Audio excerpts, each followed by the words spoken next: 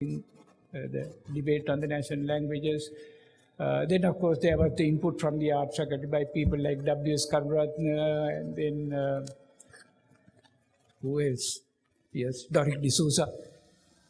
So it was very interesting. Participation was all university, and there was no sort of arts-only affair here in those debates. Then the Public Security Act of 1958, which was described by the university community as draconian legislation, which would make Sri Lanka a fascist state, enacted by S.W.R.D. Bandaranaike. Things are very heated here. And an interesting thing happened, which probably had fairly long-term repercussions. This protest against the Public Security Act began as a procession. Meanwhile, Sir Nicholas had organized a meeting here. Meeting to welcome Sir Joseph Needham, who had come here as the head of a commission of inquiry into the University of Ceylon. Now, what Sir Nicholas Artigala wanted to do was to introduce to the community here this great scientist and, well, one could say a scholar who has come to Sri Lanka to review the development of higher education in this country since 1942. That was Joseph Needham's task. But unfortunately, there was this sort of big riotous demonstration outside the art theatre. Sir Nicholas went up to there, went up outside and persuaded the president of the student council, Rama Somasundaram, a man from my school, to come and participate at least for half an hour in the function that he had organized here. Now, we had a glimpse of this great man, Joseph Needham. I think he would rank among the greatest scholars of the 20th century, no doubt. I mean, he started as a biochemist. I think Professor Asakaratne would know about that. And by the time he came to Sri Lanka, he had already published some authoritative works in biochemistry. And then he had just started his mammoth work on science and civilization in China, which was actually not confined to the history of science in China. It was really a history of science in the entire Euro-Asian continent. And he had just started work on that, and the first two volumes had been published, one in 1954 and the other in 19. It's all there in our library. So ultimately, it came to some, I think, 16 or 17 volumes. We have seen nothing like that in our range of subjects. Anyway, he came here and he undertook that task of reviewing our progress. And he wrote a very favorable report, I should say, in spite of a number of bad things he saw here, like the communal riots. He was full of praise for the university community, saying that in the student community, there was no communal feeling or communal rivalry, which of course was true. We did not think of people as Tamils, Sinhalese, Burghers, Muslims, and so on. I mean, they were all our colleagues, and there was absolutely no. And Professor Needham saw that, and he was full of praise for that. And there were other things he found right. He found certain wrong things here. But that report that he wrote is worth reading for the elegance of the writing, if not for anything else. And there he has a chapter on the spirit of a university, what a university should be. And that's certainly worth reading, and I hope it's there in our library, which you can read. And then There were other debates like very sort of philosophical debates like dialectical materialism. I mean, that was Doric D'Souza's day. I mean, he explained to us this. Do you know, any of you know what dialectical materialism is? I still haven't understood it quite well. But I remember Doric explaining the intricacies of that philosophy. And it was one of those marvelous performances. There are many others like that.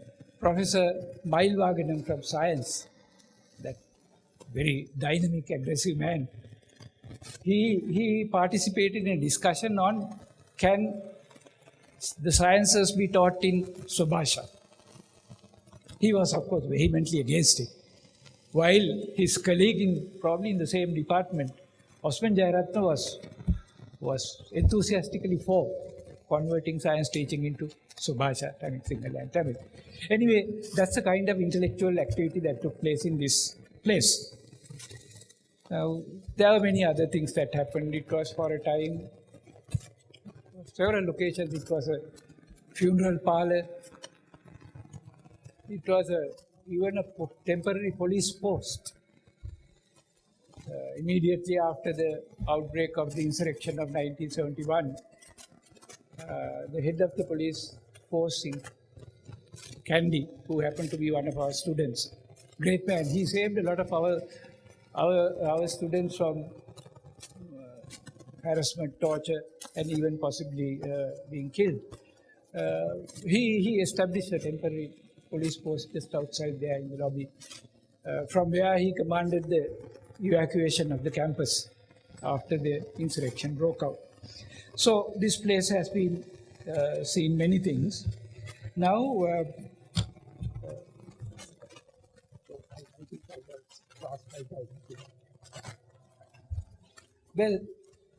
he has allowed me to go for another 5 minutes, so obviously I can't go into the specific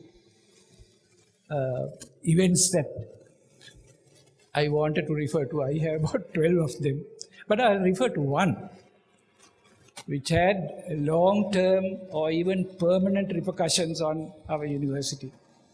That event converted or began the conversion of what was the symbol of national resurgence, the national showpiece,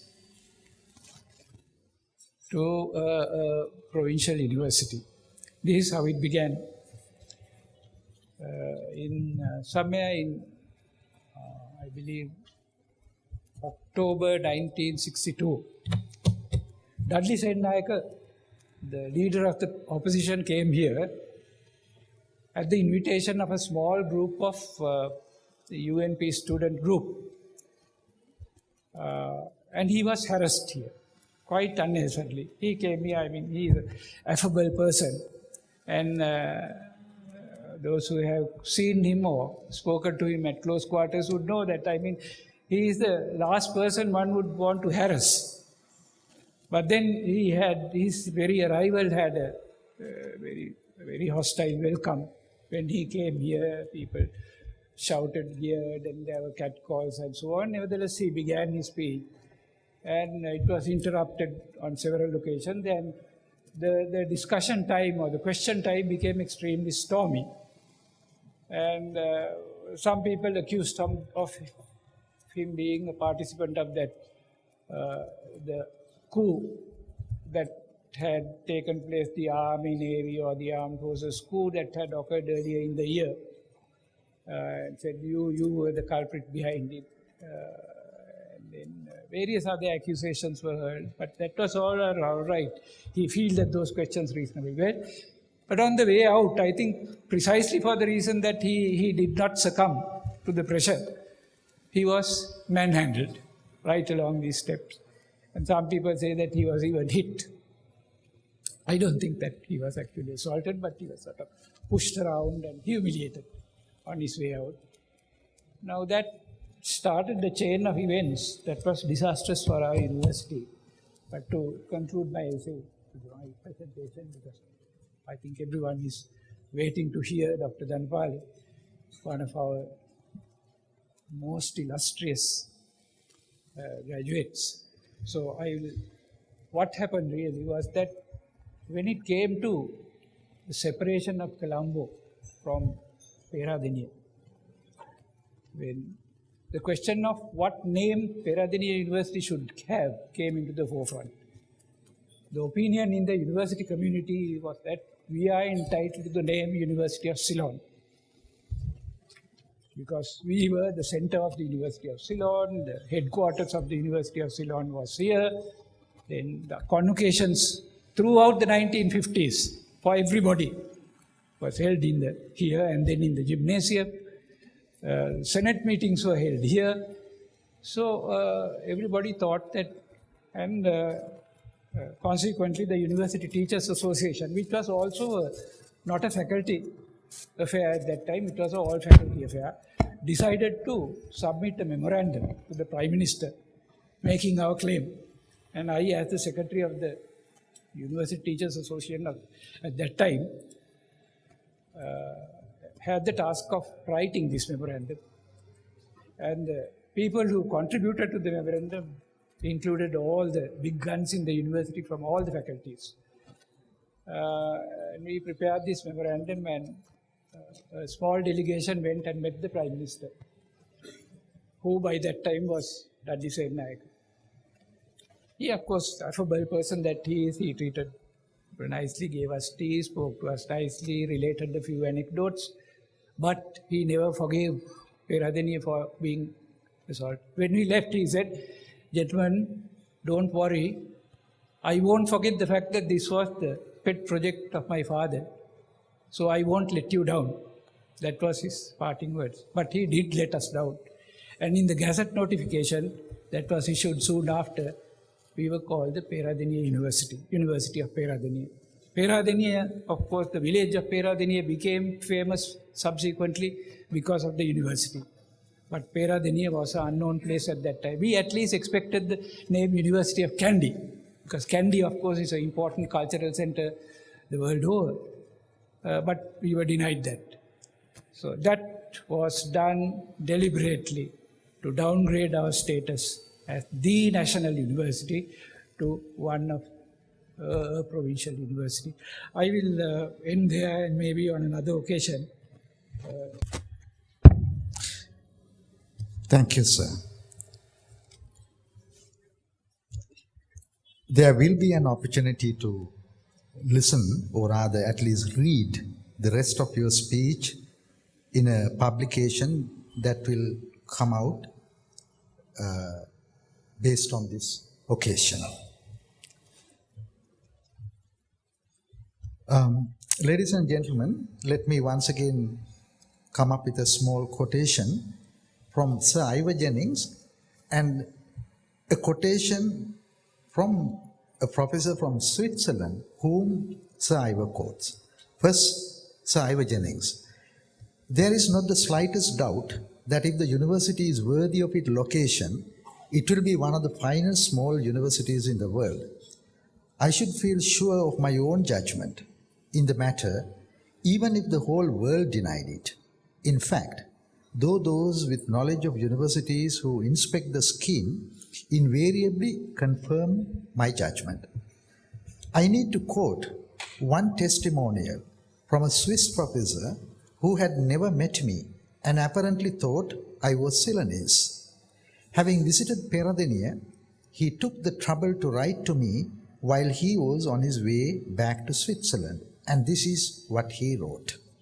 Quote, "Although I did not have the pleasure of meeting you during my short visit to Colombo, I feel urged to write you a few words of congratulations and appreciation after having seen the University of Ceylon under construction. The sight of this new highest school of your country, as well as its architectural shape at large and in detail, aroused my enthusiasm and almost envy. There is nothing like it in continental Europe. May this great institution, which was so generously planned by your people, be the heart and brain of the pre-nation of Ceylon and prove a great blessing to your country." I think have lived up to that expectation, if not 100%, to a fairly large extent. Next presentation is on the title of the National Contribution of the University of Peradeniya. The presenter is former UN Under-Secretary Dr. Jayantha Dhanapala. Before I introduce him, let me just make a quotation from Sir Ivor Jennings because it has a direct bearing to the speaker. The Peradeniya scheme is based on the assumption that the provision of useful knowledge in lectures and classes is but a small part of our task. Upon us is imposed the task of educating nearly all those who will lead the country in government, in business, and in the professions.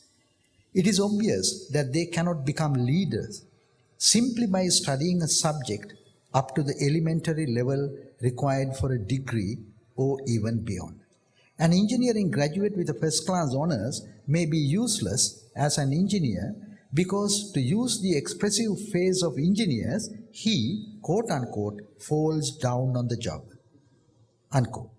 An arts graduate with first-class honors in Sanskrit or Western classic may pass the civil service examination, but he too may fall down on the job. In fact, in his case, it is clear enough that we are not providing him with useful knowledge because in the civil service, his knowledge of Sanskrit or Western classics will be useless unless perhaps he has an unusually learned minister and he finds it easier to clinch an argument by putting it into an epic. Clearly, what we have to do is not merely to give him whatever knowledge will be useful to him, but also to enable him to stand up to his job, however difficult it may be. What is more, we have to train him to be a citizen and to assume his responsibilities as citizens quite independently of his employment and profession. Ladies and gentlemen, epitomizing what Sir Ivor Jennings envisaged of a graduate of this university, we have among us Dr. Jayantha Dhanapala, who in fact came the second citizen of this world at one point, being the former UN Under-Secretary. So, this university is so proud to have you with us. Dr. Jayantha Dhanapala, over to you.